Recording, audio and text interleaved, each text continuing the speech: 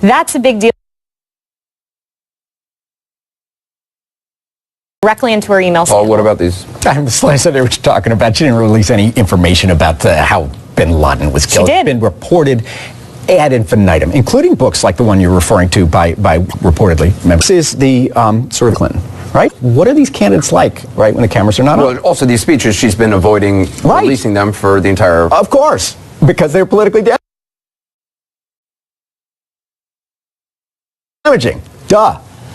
Trump, however, I'm sorry, but I mean, it's like stating the obvious. Trump, though, the thing is, Trump has now been revealed behind closed doors to be talking about, bragging about sexually assaulting women. So it's hard to get spun up about Hillary having a different position on trade when we've just learned that behind closed doors, Mr. If Trump that tape brags, hadn't come out of Donald Trump, would you be if she wanted running against, yes. Yes, and if it wasn't Trump, here's where you're incorrect, or excuse me, not Bill. He did brag about sexual assault. Bill Clinton said ad nauseum when he was president, when he was caught doing what he did in the Oval Office. That was my private life. It doesn't affect my public policy. Donald Trump said something very bad. There's no doubt about it.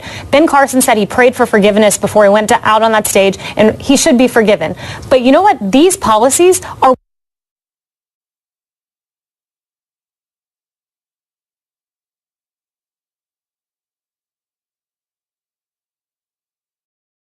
what will definitely affect American lives. If she is for open borders and open trade, that actually affects the life of the American voter, not some offhand, awful remark made 11 years ago. This affects the American voter, not Trump's statement. Does anyone problematic than what Trump said? Excuse me, I love you guys. Keeps their eyes closed as well. And this is this is the problem with a lot of this.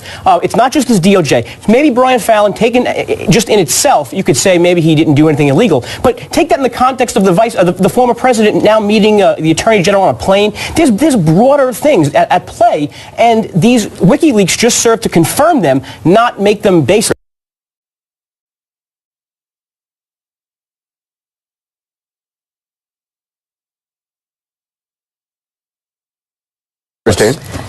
Let's step back for a second.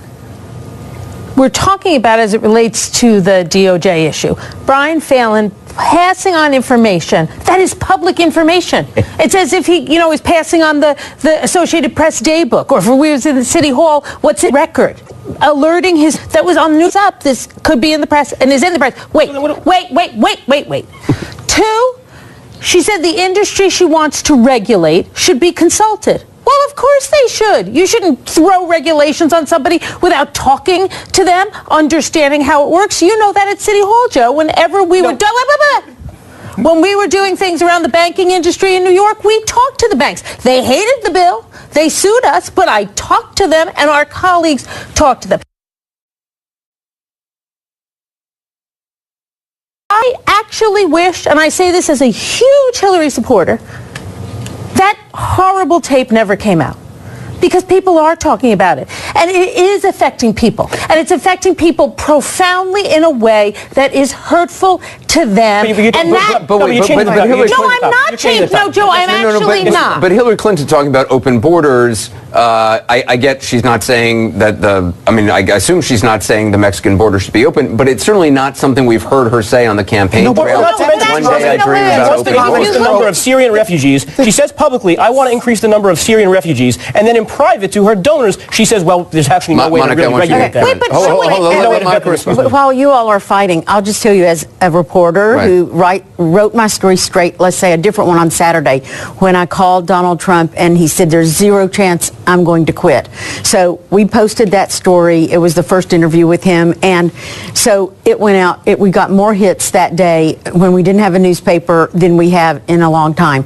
My email was flooded with, let's say, 1,000 responses within 3 hours. I have to tell you, in case somebody was going to leak me something or tell me something, I dutifully went through 1,000 responses. 800 of those were for Donald Trump. They said what he said was horrible, but I don't care what he did privately. I want to know what's going to affect me as a voter.